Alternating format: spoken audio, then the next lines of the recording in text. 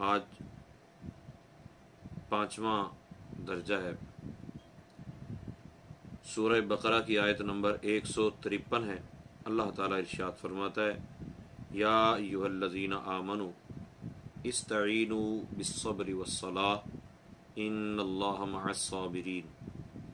ए ईमान वालो, सब्र और नमाज से मदद मांगो, बेशक अल्लाह साबिरों के साथ।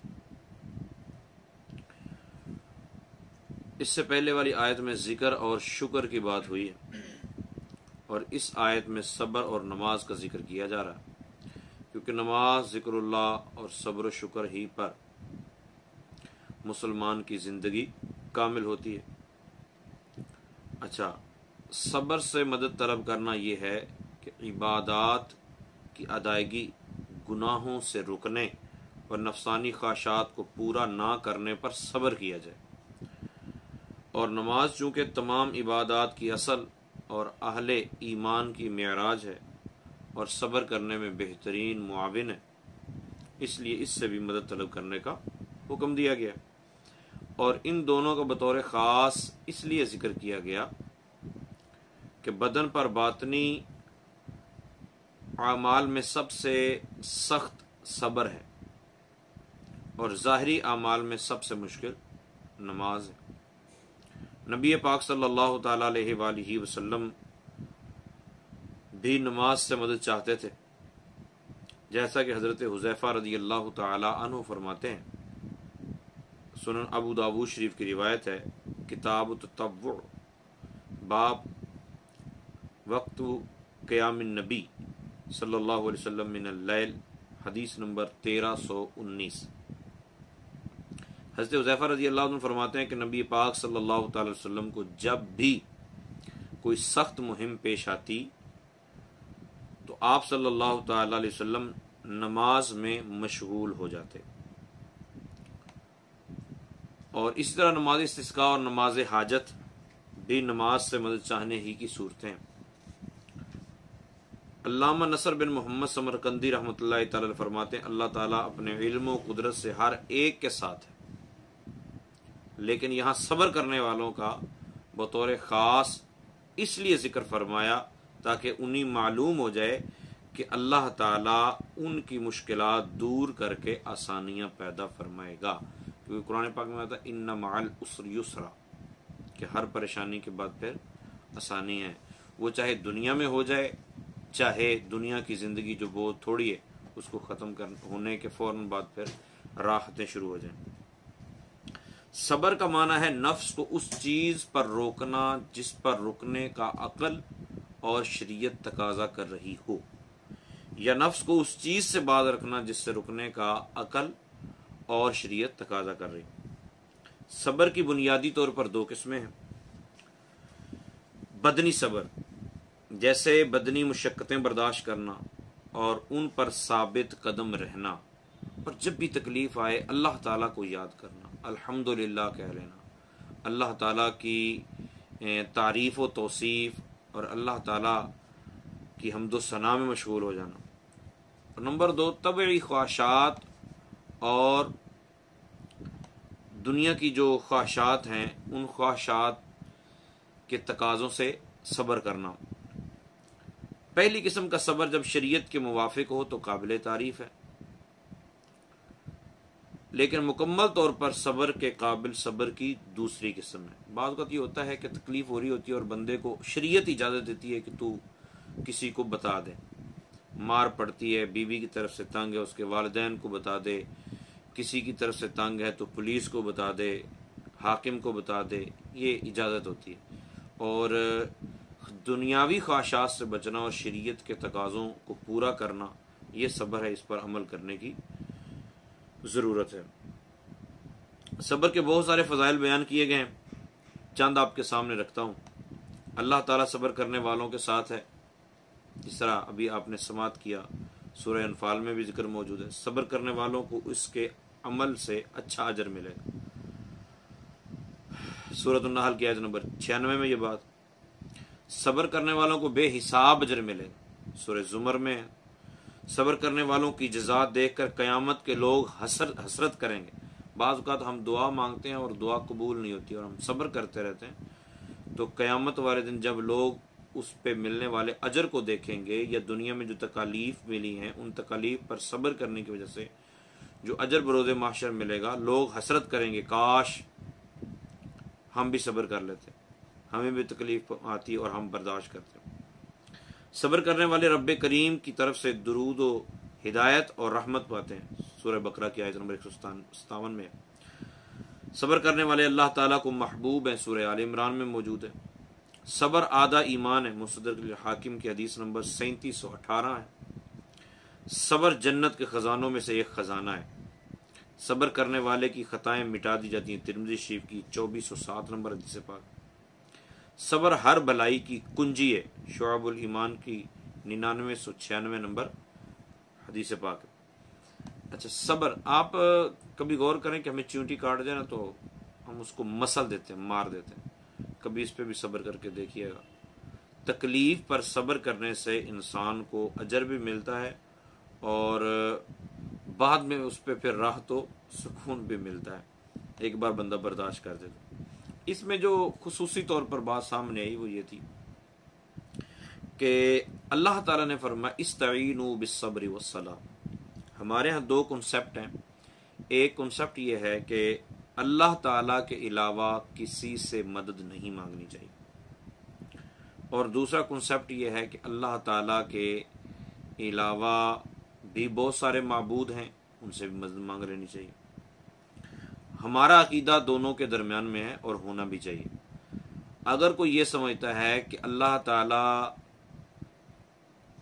माबूद है और उसी से मदद मांगनी चाहिए, बाकी किसी से मदद मांगना शिरक है, ठीक है, तो वो बहुत बड़ी खता पर है, क्योंकि गैरुल्लाह से मदद मांगना शिरक नहीं है।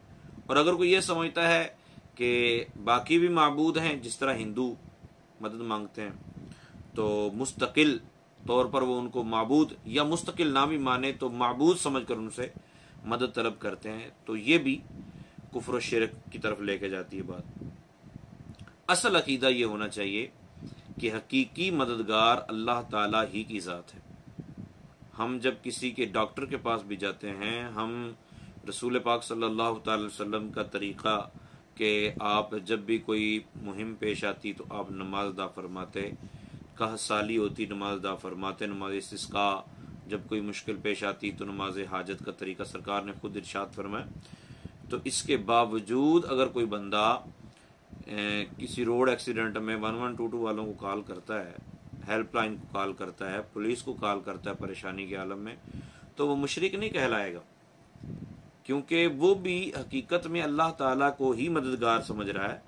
बस मोमिन है तो उसका अकीदा यह है कि अल्लाह ताला ने ये वसाइल पैदा किए हैं, अल्लाह ताला की मदद से ही, अल्लाह ताला की अता से ही ये मेरी मदद करेंगे। इसी तरह हमें दीगर मामलात के अंदर भी मद्देनजर रखनी चीजें। अगर कोई बंदा रसूल पाक सल्लल्लाहु अलैहि वसल्लम को माबूद समझकर मदद मांगता है तो पक्का काफिर है।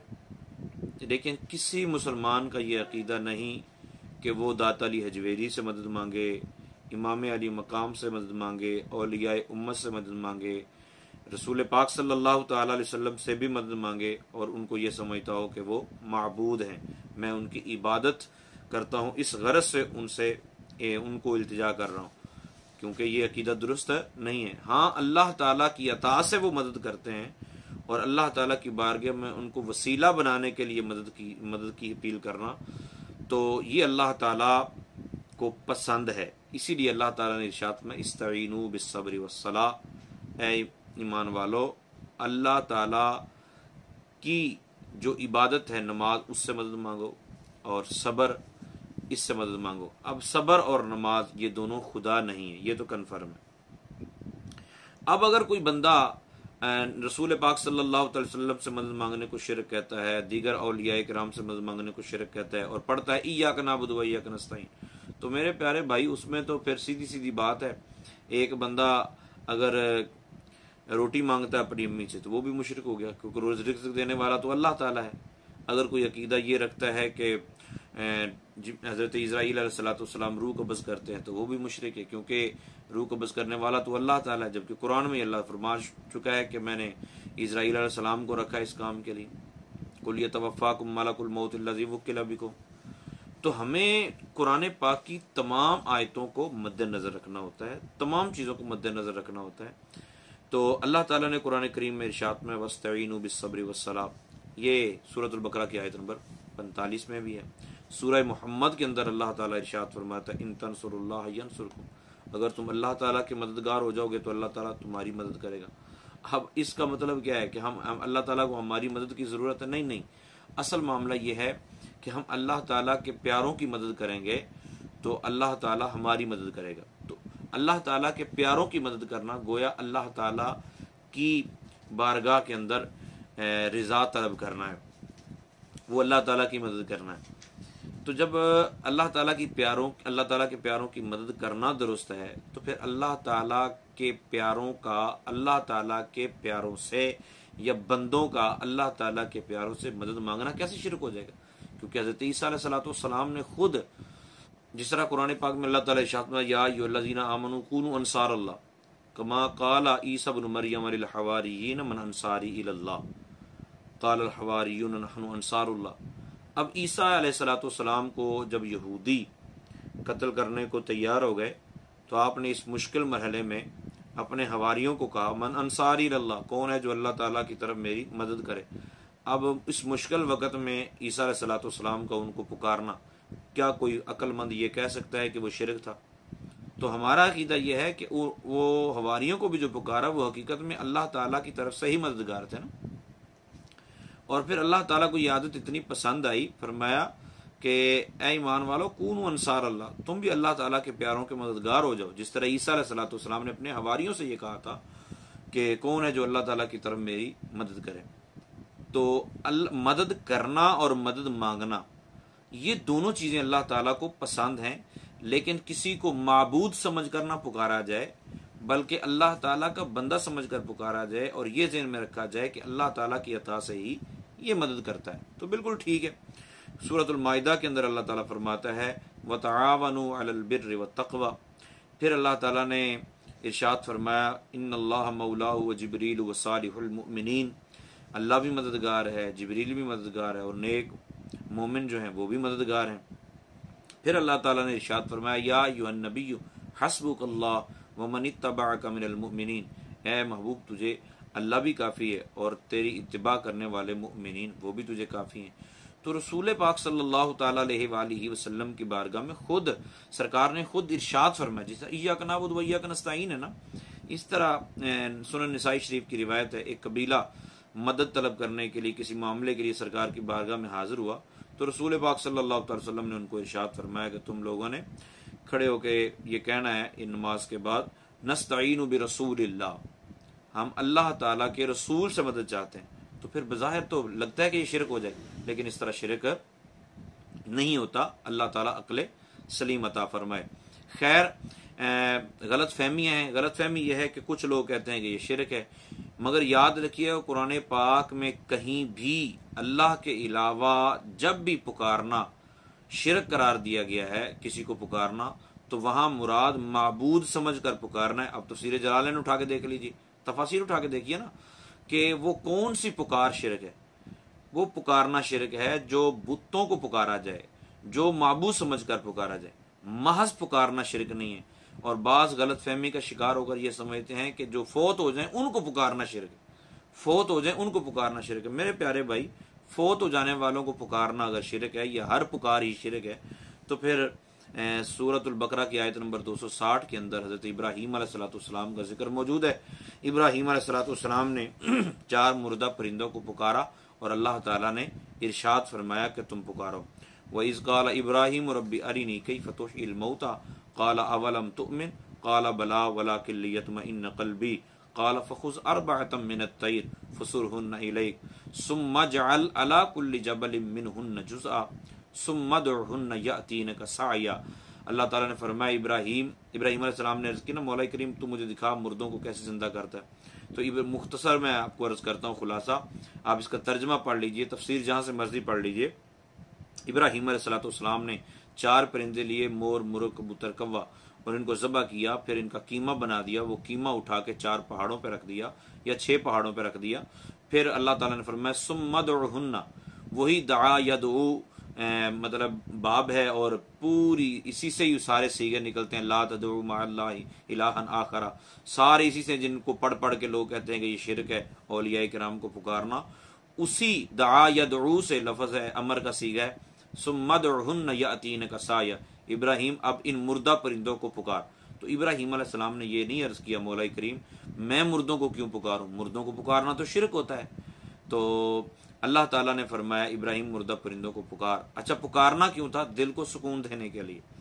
वलाकिन लियतमइन्न क़ल्बी ऊपर गुजर चुका है। तो इब्राहिम अलैहिस्सलाम ने फिर मुर्दा परिंदों को पुकारा और वो परिंदे उड़ते हुए आए। कमाल ये नहीं है कि इब्राहिम अलैहिस्सलाम ने पुकारा, कमाल ये है कि इब्राहिम अलैहिस्सलाम ने पुकारा मगर उन परिंदों ने मुर्दा होने के बावजूद सुन लिया। तो मेरे प्यारे, अगर फौतशुदा को पुकारना शिरक है तो इब्राहिम अलैहिस्सलाम ने जो मुर्दा परिंदों को पुकारा उनके बारे में क्या ख्याल होगा। और अगर मुर्दों को ये समझकर पुकारना कि ये मदद करते हैं यही शिरक है, बाकी कोई शिरक नहीं, तो आप इसकी पहले तकसीम करें कि आप तकसीम कहाँ से लेके आए। फिर ये कहते हैं कि जी वो ना जब कोई जिंदा सामने मौजूद हो तो फिर तो उससे मदद मांगी जा सकती है, जब कोई फौत हो चुका हो तो फिर उससे मदद नहीं मांगी। भाई ये कैसी तौहीद है कि जब कोई जिंदा सामने खड़ा हो तो फिर अल्लाह को छोड़कर उससे मांग लिया जाए, और अगर कोई फौत शुदा यानी बंदा कब्रिस्तान में हो या बंदे के पास कोई ना हो तो फिर उन नेकों का वसीला देना नाजायज। देखिए, हम जब किसी को भी ये कहते हैं ना कि तू दे दे या तेरे से मदद मांगते हैं, तो इसका मतलब हकीकत में वसीला होता है। बस चूंकि हमारी खोपड़ी एक बन चुकी है कि हमने फ़कत इतराज़ ही करना है, तो फिर समझना समझाना ज़रा मुश्किल होता है। मैं आपको एक रिवायत अर्ज करता हूँ, फिर बात का इख्तिताम करते हैं। हजरत उस्मान बिन हुनैफ रज़ी अल्लाह ताला अन्हु रावी हैं कि रसूल पाक सल्लल्लाहु ताला अलैहि वसल्लम की बारगाह के अंदर बंदा आया, उसने आकर अर्ज की या रसूल मेरी आंखें नहीं हैं। तो रसूल पाक सल्लल्लाहु ताला अलैहि वसल्लम ने उसे एक दुआ इरशाद फरमाई। ये सुनन इब्ने माजा शरीफ की हदीस पाक बाब सलातुल हाजत जो है ना, उसके अंदर ये रिवायत मौजूद है और ये हदीस भी सही है।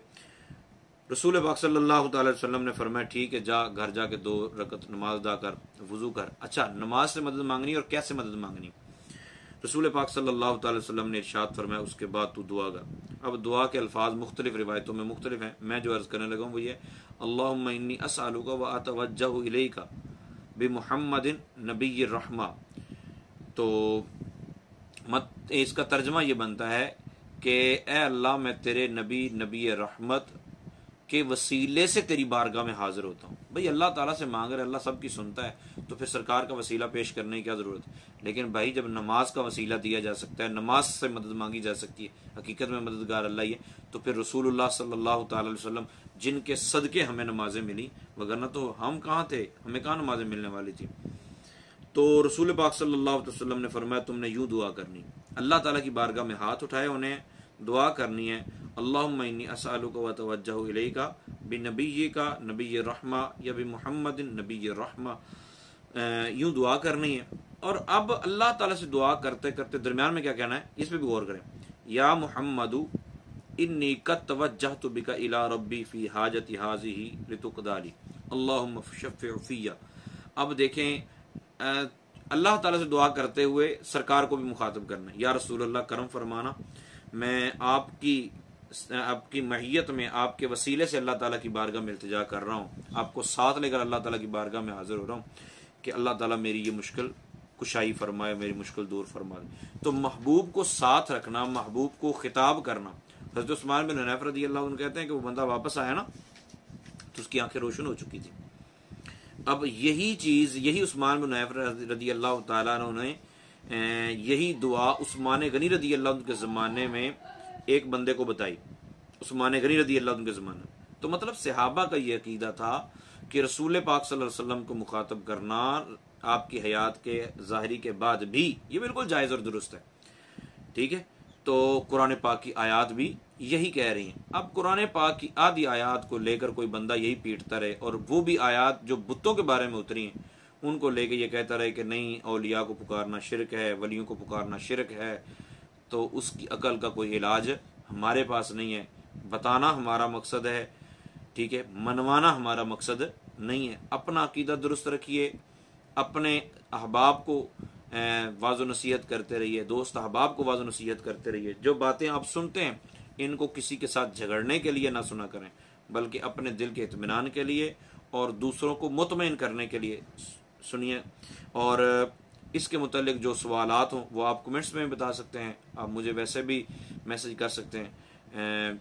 कोशिश हमारी ये होगी कि एक आयत को रोज़ाना लेकर उसी के तहत चंद बातें अर्ज कर दी जाएं, कुरान पाक से अपने अकायद को रोज़े रोशन की तरह वाज़े किया जाए, क्योंकि मौजूद तो पहले से ही हैं, बस हमने इनको आगे पहुंचाना है ताकि उम्मत के अंदर इंतशार और इफ्तिराक की सूरत हाल पैदा ना हो। क्योंकि सूरत हाल जब शुरू होती है ना, इख्तिलाफ शुरू होता है तो पहले पहले शुरू होता है, फिर बाद में बढ़ता बढ़ता बढ़ जाता है। अल्लाह ताला हमें अमन व अमान वाली ज़िंदगी नसीब फरमाए और दुरुस्त अकीदा रखने की तौफीक अता फरमाए। खुलासा ये है कि अगर कोई बंदा ये कहता है कि नबी पाक सल्लल्लाहु अलैहि वसल्लम अल्लाह ताला की अता के बगैर मदद करते हैं, उसका अकीदा दुरुस्त नहीं है। अगर कोई कहता है कि रसूल पाक सल्लल्लाहु अलैहि वसल्लम माबूद हैं इसलिए उनसे मदद मांगी जाती है, उसका अकीदा दुरुस्त नहीं है। और अगर कोई ये कहता है कि अल्लाह ताला के अलावा किसी से मदद मांगना शिरक है, चाहे वो जिंदा से हो या फौतशुदा से हो, हाँ जिंदा से मांग सकते हैं, फौतशुदा से नहीं मांग सकते, उसका अकीदा भी दुरुस्त नहीं है।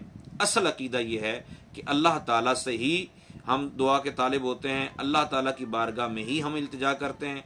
हम जब किसी अल्लाह के प्यारे से भी इल्तिजा करते हैं तो हकीकत में अल्लाह ताला की बारगाह में वसीला होता है।